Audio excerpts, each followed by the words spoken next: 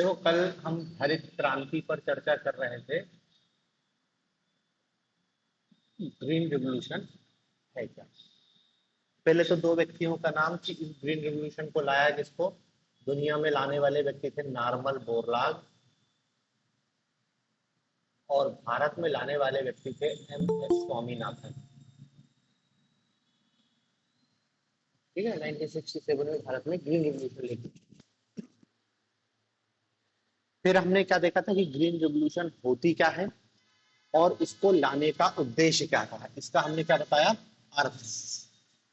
अर्थ में क्या बताया था कि हरित क्रांति एक ऐसी विधि है जिससे कृषि उत्पादन में वृद्धि होती है। मतलब सीधे सीधे कि हम ये कह सकते हैं कि उच्च क्वालिटी के बीज, या इसको ऐसा लिख सकते हैं कि जो कृषि क्षेत्र है उसमें उन्नत किस्म के बीज, उन्नत किस्म के बीज,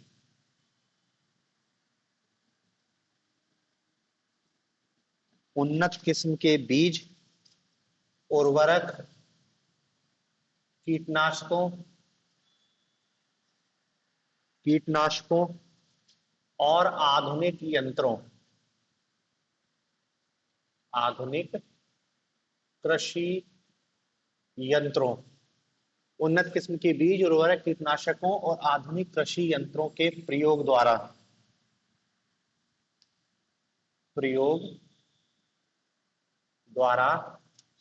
कृषि उत्पादन में कृषि उत्पादन में वृद्धि की तकनीक या विधि क्या है? हरित क्रांति है। एक मेथड है इसमें क्या है कि हम अच्छी क्वालिटी के खाद, बीज, कीटनाशक और उपकरणों का उपयोग करते हैं जिससे कृषि उत्पादन में वृद्धि होती है। तो ये तो आपने अर्थ बता दिया। फिर क्या बताया कि ये इसको लाने का उद्देश्य क्या था, क्यों लाई गई थी हरित क्रांति। लाने का उद्देश्य में बताया था लघुकालिक, शॉर्ट टर्म, और दीर्घकालिक, लॉन्ग टर्म।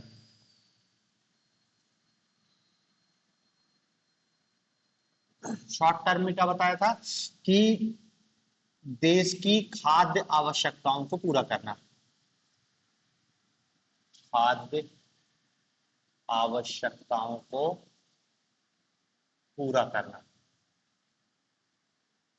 देश की खाद्य आवश्यकताओं को पूरा करना और देश को भुखमरी की समस्या से, क्योंकि जिस समय हरित क्रांति लाई गई थी भारत में भुखमरी की समस्या थी। हम अपनी खाद्य जरूरतों के लिए विदेशों से आयात करते थे, हम उनके अनुदान पर निर्भर थे, तो वो समाप्त करना था। और दीर्घकालिक रूप में क्या बता सकते हैं कि लॉन्ग टर्म में सीधे सीधे क्या है, कृषि विकास, कृषि का विकास, ग्रामीण विकास, रोजगार सृजन, कृषि में आधारभूत संरचना का विकास,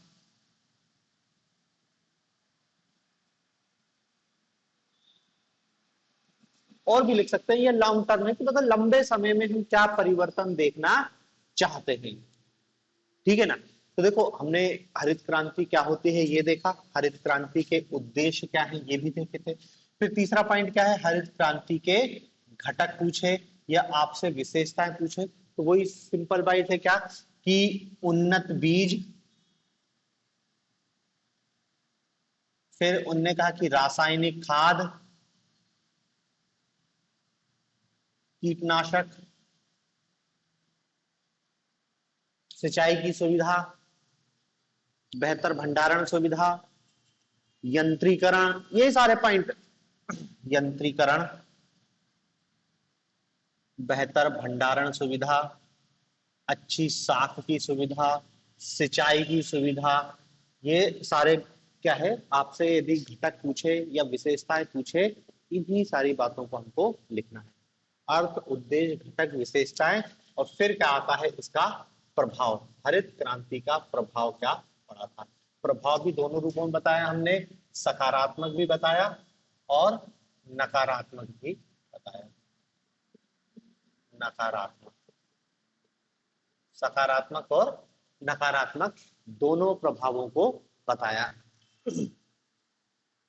सकारात्मक प्रभाव में तो सीधे सीधे अपन बता देंगे क्या, कि फसल उत्पादन में अत्यधिक वृद्धि हुई है।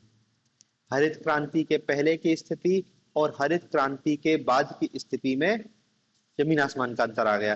तो पहला हमने तो क्या लिखा था कि जो सकारात्मक बिंदु में क्या है, कृषि उत्पादकता में वृद्धि, उत्पादकता में वृद्धि। डाटा भी लिखा था, चाहो तो 71 70 71 का लिख सकते हो, 1950 51 का लिख सकते हो कि 1950 51 में 50 मिलियन टन का उत्पादन होता था, 1970 71 में 131 मिलियन टन का है, और वर्तमान में 308 मिलियन टन का उत्पादन किया गया है। तो एक डाटा तो आप उत्पादन के रूप में बता सकते हैं। जब कृषि उत्पादकता में वृद्धि हुई है तो दूसरा पॉइंट क्या बता देंगे, कि हमने खाद्यान्न आयात कम कर दिया है। खाद्यान्न आयात कम कर दिया, बंद नहीं कर पाए क्योंकि दलहन और तिलहन पहले ही बताया, अभी भी हमको इंपोर्ट करना पड़ रहा है। खाद्यान्न आयात में कमी हुई है। फिर तीसरा पॉइंट क्या बता देंगे, कृषकों किसानों की आय बढ़ी है। किसानों की आय बढ़ी है, किसानों की आय बढ़ी। ग्रामीण क्षेत्रों में रोजगार का सृजन हुआ है। किसानों की आय बढ़ी है, ग्रामीण क्षेत्र में रोजगार का सृजन हुआ है, ग्रामीण क्षेत्र में आधारभूत संरचना का विकास हुआ है,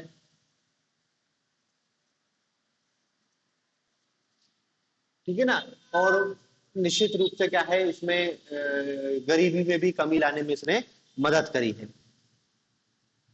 ठीक है ना। तो ये आप बता सकते हो कि हरित क्रांति के सकारात्मक, लेकिन हरित क्रांति ने कुछ नकारात्मक प्रभावों को भी पैदा किया। नकारात्मक प्रभाव में हमने सबसे पहले क्या लिखा था, कि हरित क्रांति ने सबसे पहले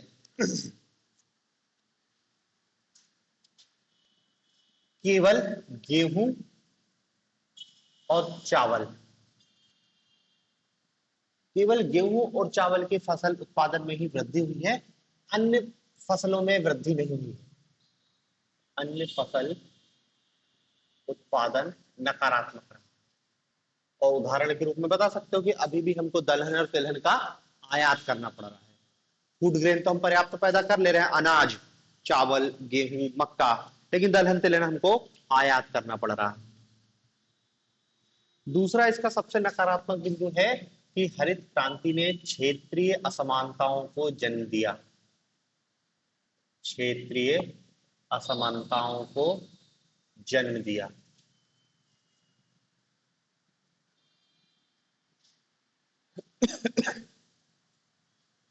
देखो सिलेबस में हमको अलग से टॉपिक दिया गया है, क्षेत्रीय असमानताएं, तो उस टॉपिक को हरित क्रांति से जोड़ के पूछा जा सकता है। हरित क्रांति ने क्षेत्रीय असमानताओं को जन्म दिया, समीक्षा कीजिए, या क्वेश्चन मार्क लगा के देगा, आपके विचार बताइए। मतलब इसी को 50 शब्द में पूछ सकता है कि हरित क्रांति ने कैसे क्षेत्रीय असमानताओं को जन्म दिया। तो देखो क्षेत्रीय असमानता मतलब क्या हो रहा है, कि एक क्षेत्र ज्यादा विकसित है, दूसरा क्षेत्र उसके मुकाबले में पिछड़ गया। तो हरित क्रांति ने निश्चित रूप से क्षेत्रीय असमानताओं को जन्म दिया। कहने को तो भारत में 1967 में ग्रीन रेवोल्यूशन आई, लेकिन पूरे भारत में एक साथ ग्रीन रेवोल्यूशन नहीं आई। ग्रीन रेवोल्यूशन हरित क्रांति में ये जो घटक है, इनका उपयोग भारत के कुछ क्षेत्र के किसानों ने किया। पंजाब, हरियाणा, पश्चिमी उत्तर प्रदेश और तमिलनाडु के छोटा सा किसान जो वर्ग है, केवल उन्होंने ही किया। सवाल है कि उन्होंने ही क्यों किया, क्योंकि वो ज्यादा सक्षम थे, उनके पास पूंजी थी, उनके पास सिंचाई के बेहतर साधन थे, निवेश करने के लिए राशि थी, क्योंकि देखो इस सब के लिए क्या है, पैसा चाहिए। तो उन किसानों ने क्या है, हरित क्रांति के लाभों को उठाया और अपनी फसल उत्पादन में वृद्धि की। जब उनने फसल उत्पादन में वृद्धि की तो स्वाभाविक सी बात, उनकी आय बढ़ी, वहां रोजगार का अच्छा सृजन हुआ, वहां पे इंडस्ट्रियल डेवलपमेंट में हुआ, जो खेती पर निर्भर है, फूड प्रोसेसिंग इंडस्ट्री लगेगी उसी क्षेत्र में, तो वो क्षेत्र अन्य क्षेत्रों के मुकाबले ज्यादा डेवलप हो जाएगा। देखो क्षेत्रीय समानता भारत में दिखाई देती कि एक जगह इंडस्ट्रियलाइजेशन है और एक जगह इंडस्ट्रियलाइजेशन नहीं है। कृषि का भी यही हाल है कि हरित क्रांति ने उसी प्रवृत्ति को और बढ़ा दिया कि बिहार का मजदूर पंजाब जाके खेती कर रहा है या वहां जाके खेतों में मजदूरी के रूप में मजदूर के रूप में काम कर रहा है। तो ये भी आपको 50 शब्द में शामिल साबित करना पड़ेगा कि हरित क्रांति ने क्षेत्रीय असमानता ने वृद्धि की है, और वृद्धि की है तो वृद्धि कैसे की है आपको समझाना पड़ेगा ना, कि वृद्धि क्षेत्रीय असमानता में वृद्धि कैसे की है। ठीक है, तो ये एक नकारात्मक बिंदु अपन ने देखा था। दूसरा हमने क्या देखा था कि देखो, क्षेत्रीय असमानता तो में तो वृद्धि हुई है, ये तो ठीक है कि क्षेत्रीय असमानता बढ़ी है, लेकिन जिन क्षेत्रों में विकास हुआ है, जैसे कहना कि पंजाब और हरियाणा में, वहां पे भी इसका लाभ केवल धनी किसानों को ही हुआ है। जिनके पास पहले से पैसा था वही किसान इस हरित क्रांति का लाभ उठा पाए, क्योंकि पहले बताया हरित क्रांति के तहत जो परिवर्तन करना था उसके लिए पैसे की जरूरत होती है, और पैसा बड़े किसानों के पास था, तो बड़ा किसान और अमीर हो गया। ठीक है ना, मतलब पंजाब हरियाणा ये यहाँ इन क्षेत्रों में भी क्या है, जो बड़े किसान हैं उन्हीं किसानों ने यहाँ पर इस चीज का लाभ उठाया। दूसरी बात क्या है कि हरित क्रांति ने जिन क्षेत्रों में आर्थिक विकास किया, आर्थिक विकास तो किया परंतु सामाजिक विकास नहीं दिखाई देता है, सामाजिक विकास नहीं दिखाई देता है, केवल पैसा आया है। हरियाणा जैसा उन्होंने कहा कि आज भी कन्या भ्रूण हत्या, वहां का लिंगानुपात आज भी अनुकूल नहीं हो पाया है, जबकि इतनी संपन्नता आने के बाद भी। तो ये कहेंगे कि आर्थिक विकास तो किया उन क्षेत्रों का, लेकिन सामाजिक विकास में पीछे रह गए। देखो ये तो वो नकारात्मक प्रभाव है जो हमको तुरंत ही दिखाई दे रहा है। इसका एक नकारात्मक प्रभाव जो अब दिखाई दे रहा है वो क्या है, पर्यावरण पर। पर्यावरण प्रदूषित हुआ है, भूजल स्तर कम हुआ है, भूजल स्तर कम हुआ है। दूसरा क्या है, हरित क्रांति ने रासायनिक पेस्टिसाइड का उपयोग को बढ़ाया, जिससे मानव स्वास्थ्य नकारात्मक रूप से प्रभावित हुआ है। खासकर कैंसर, कैंसर का बड़ा कारण ये पेस्टिसाइड बताए जाते हैं, रासायनिक उर्वरक और पेस्टिसाइड। पंजाब के कुछ क्षेत्रों में तो पूरे गांव के लोगों को कैंसर की स्थिति निर्मित हो गई है। तो ये भी एक नकारात्मक प्रभाव है जो हमको हरित क्रांति के रूप में दिखाई देता है। ठीक है ना, तो देखो ये हरित क्रांति के हमने नकारात्मक परिणाम देखे थे कि जितने सकारात्मक हैं उतने ही नकारात्मक प्रभाव। ठीक है, तो आपको हरित क्रांति के संदर्भ में बस एक शॉर्ट नोट्स आएगा, यदि बड़ा आंसर आएगा तो वो मिला के पूछेगा कि हरित क्रांति क्या है, इसके उद्देश्यों को समझाते हुए इसके प्रभावों को समझाइए। ठीक है, या फिर हरित क्रांति से किसी अन्य टॉपिक को जोड़ेगा, डायरेक्ट नहीं पूछेगा। हो सकता है भूमि सुधार से भूमि सुधार से कनेक्ट कर ले कि भूमि सुधारों की असफलता ने हरित क्रांति को असमावेशी बनाया है। समझ रहे हैं, या इस रूप में पूछ सकता है। देखो क्वेश्चन ये तो हरित क्रांति में इतना ही है, देखो भूमि सुधार अब भी अपन ने पढ़ा, उससे कैसे संबंधित कर सकता है, क्या पूछ सकता है। देखो एक क्वेश्चन है कि यदि भारत में भूमि सुधार सफल होता, यदि भारत में भूमि सुधार सफल होता तो हरित क्रांति अधिक समावेशी होती। तो हरित क्रांति अधिक समावेशी होती।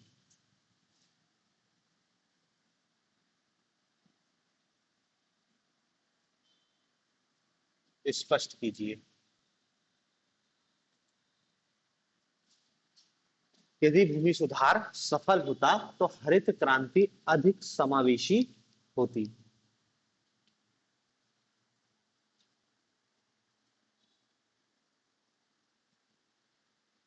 समझ रहे क्या पूछ रहा है? देखो अब भी हमने हरित क्रांति के नकारात्मक प्रभावों को देखा था, और नकारात्मक प्रभाव में यही नकारात्मक प्रभाव था कि हरित क्रांति भारत में सर्वसमावेशी नहीं हुई, मतलब पूरे भारत को उसका लाभ नहीं मिला, केवल कुछ सेक्शन को ही मिला है। अब सवाल है कि वो कुछ सेक्शन ही हरित क्रांति का लाभ क्यों ले पाया? सक्षम था, बड़े किसान थे, सिंचाई के साधन थे, निवेश के लिए पैसा था उनके पास।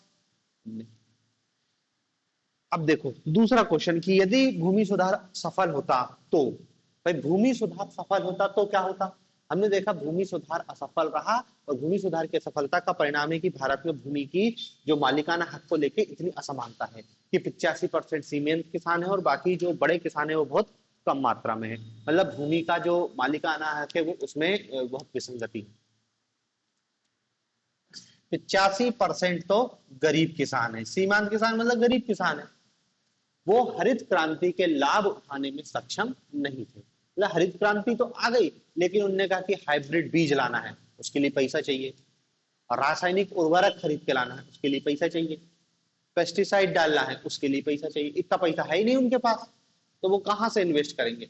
जब पैसा नहीं है तो हरित क्रांति के लाभों को उन्हें उठाया नहीं। वो परंपरागत तरीके से ही खेती करते रहे और उनकी उत्पादकता कम बनी रही और वो गरीब ही बने रहे। यदि भूमि सुधार सफल होता तो भूमि सुधार सफल होने पे क्या होता कि हम कह सकते हैं कि जो ये जो तुमको डिस्पैरिटी दिख रही है भूमि के मालिकाना हक को लेके कि 85% किसानों के पास केवल और केवल क्या है, मार्जिनल फार्मर कहला रहे हैं, बहुत कम भूमि है, ये स्थिति नहीं होती।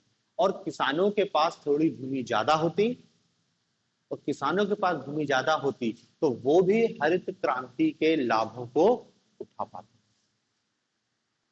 समझ रहे हैं ना कि भाई हरित क्रांति 60-70 के दशक में आई है, उसका लाभ लेने के लिए अपन को क्या चाहिए था? उसका लाभ लेने के लिए आपको कृषि में निवेश करना था, सिंचाई की सुविधाएं चाहिए थी, क्योंकि देखो जो हाइब्रिड बीज है वो अधिक पानी की मांग करता है।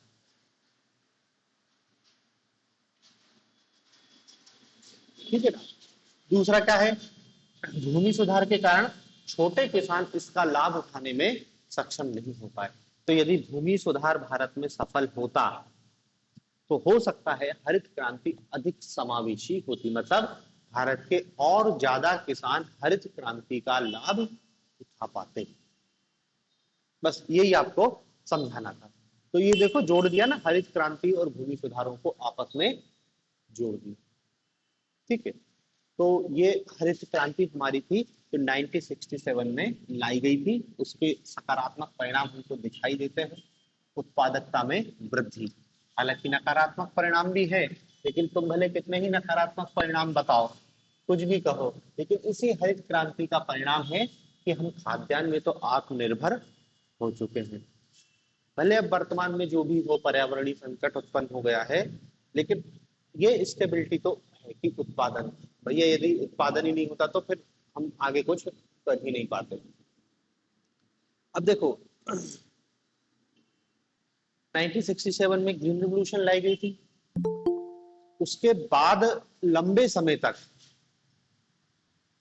हरित क्रांति लाने के बाद लंबे समय तक भारत में कृषि को लेके कोई विशेष क्रांति जैसी बात नहीं की गई थी। विशेष क्रांति जैसी बात, अब देखो वैसे तो जो हम शब्द लिखते हैं हरित क्रांति, जैसे क्रांति शब्द यूज नहीं करना चाहिए, क्योंकि क्रांति एक ऐसी अवधारणा है जिसमें आमूलचूल परिवर्तन हो जाता है, सब कुछ बदल जाता है, तब शब्द यूज करते हैं क्रांति का। मतलब सत्ता परिवर्तन हो गया, सरकार बदल गई और आपका सामाजिक ढांचा सब कुछ बदल गया, उसको कहेंगे हम, तब क्रांति शब्द का यूज करना चाहिए। लेकिन यहाँ पर क्या है, क्रांति शब्द का उपयोग सामान्य अर्थ में किया है कि हम बताना चाह रहे हैं कि हमारे कृषि क्षेत्र में हमने आमूलचूल परिवर्तन कर दिया। उतना तो परिवर्तन भी नहीं हुआ है, लेकिन ठीक है, अब क्रांति शब्द का उपयोग बहुत सामान्य रूप में कर लेते हैं। हम औद्योगिक क्रांति कह देते हैं, कृषि क्रांति कह देते हैं, कोई भी क्रांति शब्द कह देते हैं, जबकि क्रांति शब्द अपने आप में बहुत रेडिकल है, सब कुछ परिवर्तन हो जाता है तब क्रांति की बात करते हैं। लेकिन फिर भी हमने हरित क्रांति के लिए बात कर दी। अब 1967 के बाद लंबे समय तक क्या है, कृषि में और कुछ ऐसी बात नहीं की गई। उसी हरित क्रांति के पूरे भारत में हमने लागू करने का प्रयास किया गया कि जो छूट गए हैं वो किसान भी इसका लाभ उठाएं। तो देखो, जो छूट गए हैं वो किसान इसका लाभ उठाएं, इसके लिए एक नया शब्द गढ़ा गया, द्वितीय हरित क्रांति। द्वितीय हरित क्रांति, सेकेंड ग्रीन रिवॉल्यूशन। इसको हरित क्रांति का सेकेंड फेज भी कह सकते हैं, द्वितीय चरण। अलग से अवधारणा थी। सबसे पहले इसको 2006 में एपीजे अब्दुल कलाम इनने बताया था कि भारत को द्वितीय हरित क्रांति की जरूरत है।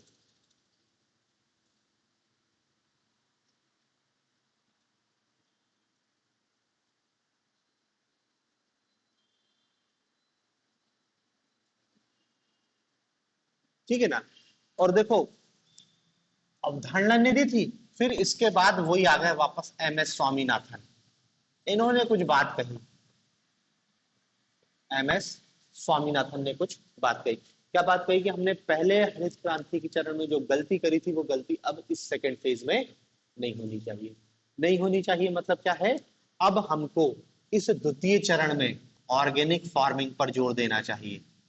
ऑर्गेनिक फार्मिंग, प्राकृतिक खेती पर जोर देना चाहिए कि हमको बहुत ज्यादा रासायनिक पेस्टिसाइड के उपयोग से बचना चाहिए, क्योंकि उसके नकारात्मक परिणाम देख चुके हैं।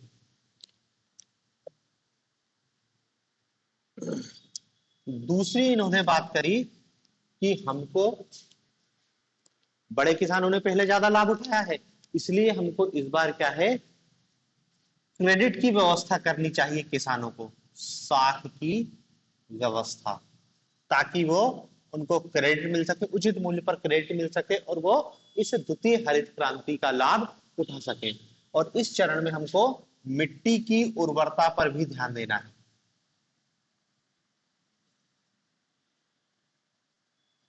क्योंकि पहले चरण में देखा मिट्टी बंजर हो गई, लंबे समय तक रासायनिक पेस्टिसाइड का उपयोग करने से मिट्टी की उत्पादकता में कमी हुई, मिट्टी बंजर जैसी होने लगी पंजाब हरियाणा के बहुत सारे क्षेत्रों की। तो एम एस स्वामीनाथन ने कहा कि हमको इसमें ये चीजों को थोड़ा सा ध्यान में रखना है। अब देखो, द्वितीय हरित क्रांति में नया क्या होगा, ये तो बोला गया कि ये बात इंक्लूड करनी है, इसके अतिरिक्त हमको करना क्या है। तो देखो, द्वितीय हरित क्रांति में ये बोला गया कि पहली हरित क्रांति में जो क्षेत्र छूट गया था, जो क्षेत्र पहली हरित क्रांति से पूरी तरीके से अछूता रहा, उस क्षेत्र में हमको फसल उत्पादन बढ़ाने के लिए ही द्वितीय हरित क्रांति लाई गई।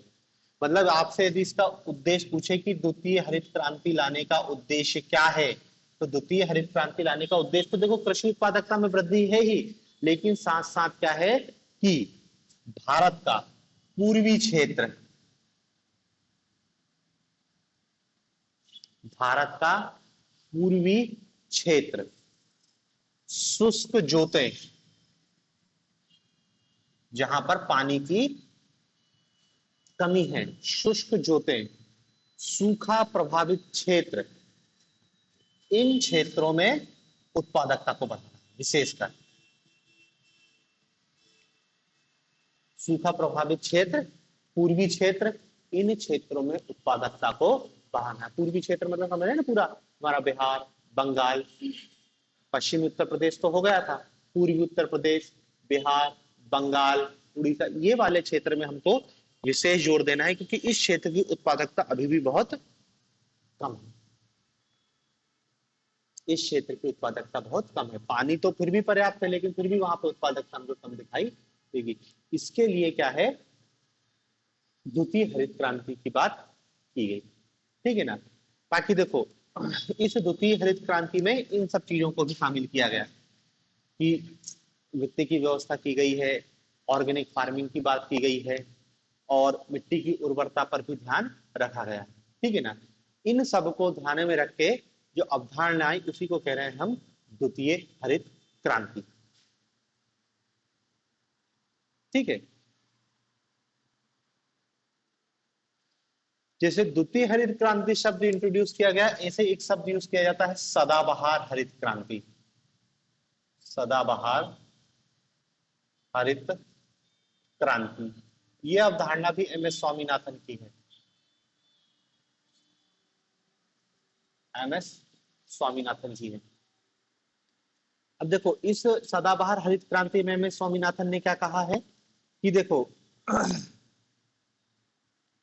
हरित क्रांति में हमने उत्पादकता में वृद्धि की बात की, सदाबहार हरित क्रांति में हम उत्पादकता में वृद्धि के साथ, मतलब उत्पादकता में वृद्धि तो करनी ही है, लेकिन उत्पादकता में वृद्धि के साथ साथ पर्यावरण,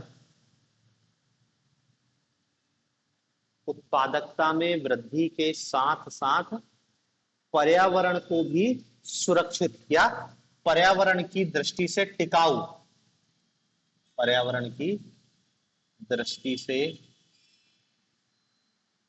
टिकाऊ कृषि व्यवस्था को अपनाना है।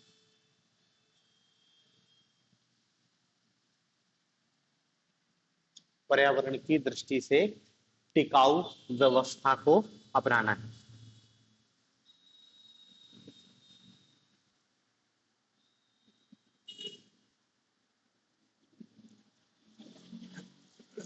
बस वही है, मतलब सिविल शब्द है, ले दे के बात ये है कि हरित क्रांति कोई है लेकिन पर्यावरण को थोड़ा सा ध्यान में रखना है। तो द्वितीय हरित क्रांति पूछे, सदाबहार हरित क्रांति पूछे, आप थोड़ा थोड़ा बता सकते हैं।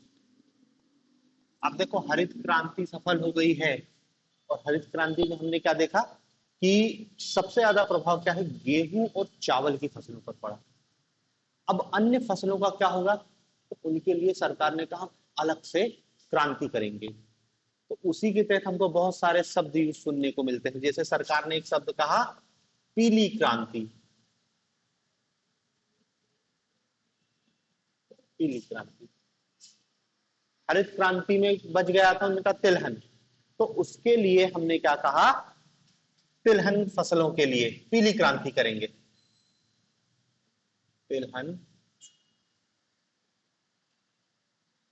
फसलों एवं खाद्य तेलों के उत्पादन में वृद्धि के लिए, खाद्य तेलों के उत्पादन में वृद्धि के लिए क्या है, तिलहन क्रांति या इसको कहते हैं पीली क्रांति की शुरुआत की गई। गोल क्रांति, आलू के उत्पादन, आलू के उत्पादन में वृद्धि के लिए क्या है, गोल क्रांति भी नाम दिया गया। नीली क्रांति, मत्स्य उत्पादन, मत्स्य उत्पादन में वृद्धि, नीली क्रांति। गुलाबी क्रांति, झींगा मछली, झींगा मछली के उत्पादन में वृद्धि के लिए जो शब्द यूज किया गया उसको गुलाबी क्रांति कहते हैं। फिर एक होती है धूसर क्रांति, धूसर क्रांति। धूसर क्रांति क्या है, उर्वरकों के उपयोग को वृद्धि हेतु, उर्वरकों के उपयोग में वृद्धि हेतु, उर्वरकों के उपयोग में वृद्धि हेतु। रजत क्रांति, मुर्गी और अंडा। रजत क्रांति क्या है, मुर्गी द्वारा अंडे और मांस, अंडा, रजत क्रांति हो गई। सुनहरी क्रांति क्या है, बागवानी से संबंधित है। सुनहरी क्रांति बागवानी से, सुनहरी क्रांति बागवानी से संबंधित है। फिर एक और उत्पादन होता है हाँ? मीट।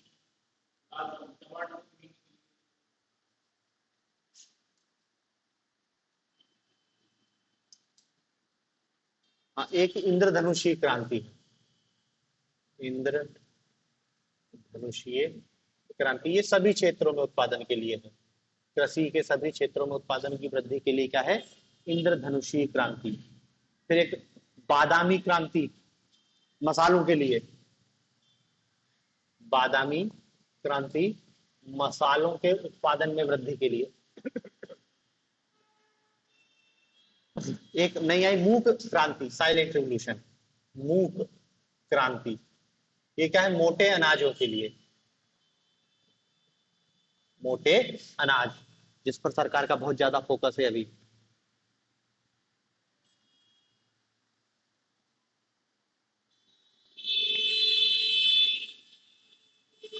बांस उत्पादन के लिए अलग है, उसके लिए सब भी उसके अन्य। हरित सोना क्रांति, बांस के लिए हरित सोना क्रांति, बांस उत्पादन।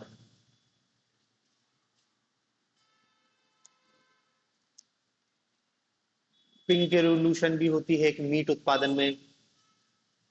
ये समय समय पर अपन ने सरकार अलग अलग क्षेत्रों में अलग अलग उत्पादन, तो ये नाम के लिए बस जान लो, कोई इस पे हमको डिटेल में नहीं पूछेगा। हाँ बस एक चीज और है, श्वेत क्रांति।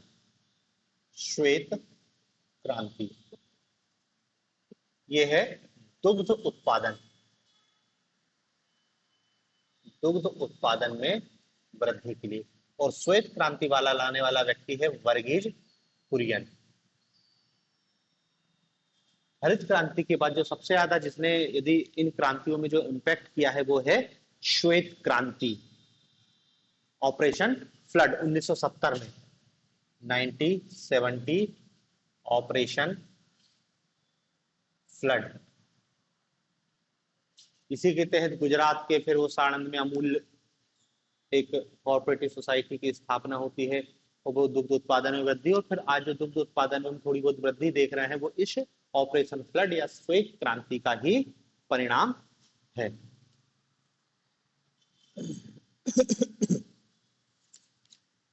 तो देखो इतनी चीज हो गई है हमारी क्रांति से संबंधित। अब देखो वापस आते हैं हम अपने टॉपिक पे। हम पढ़ क्या रहे थे? हम देख रहे थे कृषि क्षेत्र में सुधार। ये देखा था ना, कृषि क्षेत्र में सुधार।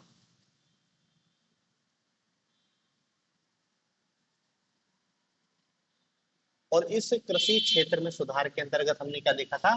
संस्थागत सुधार,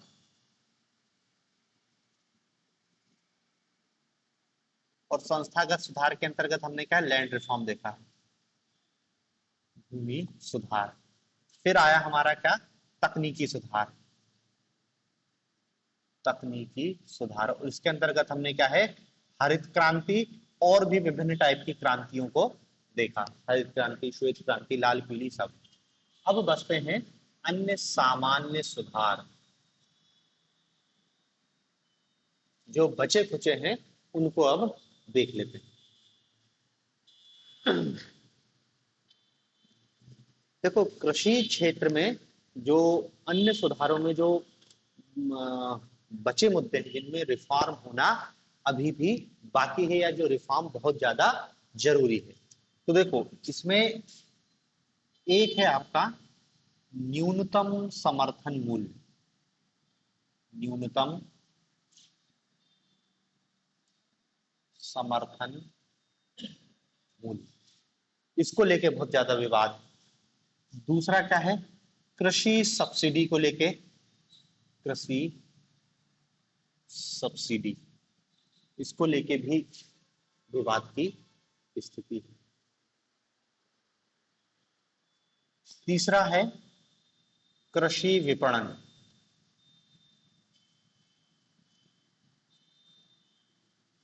एग्रीकल्चर मार्केटिंग, कि किसान अपना प्रोडक्ट कैसे और किसको क्या बेचेगा, इसको लेके भी भारत में बहुत विवाद है। और देखो अभी केंद्र सरकार ने 3 कानून पारित किए थे, वो कृषि विपणन को लेके ही थे, लेकिन किसानों के विरोध के कारण उस कानूनों को वापस ले लिया गया। तो अपन को समझना पड़ेगा कि दिक्कत क्या है कृषि विपणन में, क्यों सरकार करना चाहती थी और नहीं कर पाई है। चौथी समस्या है या सुधार की बात है भंडारण सुविधा में। भंडारण सुविधा, हमारे पास स्टोरेज कैपेसिटी नहीं है, कोल्ड स्टोरेज तो बिल्कुल भी नहीं है।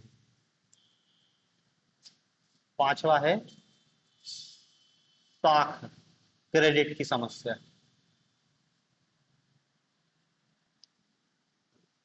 किसानों को क्रेडिट की उपलब्धता नहीं हो पाती। और इसमें बता सकते हैं फिर क्या है, सिंचाई, बिजली, ये कुछ बेसिक सी समस्याएं, ठीक है ना। ये इन क्षेत्रों में भी अभी भी सुधार की बहुत ज्यादा गुंजाइश है यार, किसानों की मांग है कि इन क्षेत्रों में सुधार होना चाहिए। देखो ये तो चल ही रहे हैं अभी, हम मतलब कहना चाहिए कृषकों के या कृषि क्षेत्र के परंपरागत मुद्दों को भी नहीं सुलझा पाए, इतने नहीं सुलझा पाए ना कि सोचो मतलब हम हमको आज 70 साल 75 साल होने वाले हैं आजादी को, हम अमृत महोत्सव में मना रहे हैं, लेकिन हमारे पास भंडारण सुविधा नहीं। अनाज तो फिर भी हम भंडार की जैसी तैसी व्यवस्था कर ली है, पॉली हाउस वगैरह, पन्नी में भर के रखे हमने अनाज, लेकिन फल और सब्जी के लिए तो कुछ नहीं। उत्पादन होता है जितना बिकता है, बाकी सड़ जाता है। ये स्थिति है कि यूरोप जितना उत्पादन करता है फल और सब्जी का, उतना भारत सड़के फेंक देता है, क्योंकि है ही नहीं। तो मतलब देखो, ट्रेडिशनल इशू अभी तक सॉल्व नहीं हो पाए, नई समस्याएं और आते, मतलब ये तो समस्या चली रही थी, हम इनको सुलझा नहीं पाए थे। अभी तक किसानों की एमएसपी के इशू बना हुआ है, किसान संतुष्ट नहीं है एमएसपी से, सरकार तो कह रही है एमएसपी हो गया तुम्हारा, लेकिन किसान संतुष्ट नहीं है। ये सॉल्व नहीं हो पाए हैं, पर्यावरण की समस्या उत्पन्न हो गई। अभी तक तो केवल यही था कि यार किसानों को क्रेडिट उपलब्ध करा दो, उनको अच्छे बीज खाद दे दो और वो करेंगे खेती। लेकिन तुमने जो दिया उससे दूसरी समस्या उत्पन्न हो गई, पर्यावरण की, पूरा पंजाब बर्बाद, भूजल स्तर बहुत तेजी से नीचे जा रहा है। मतलब ये हम समस्या सुलझाएं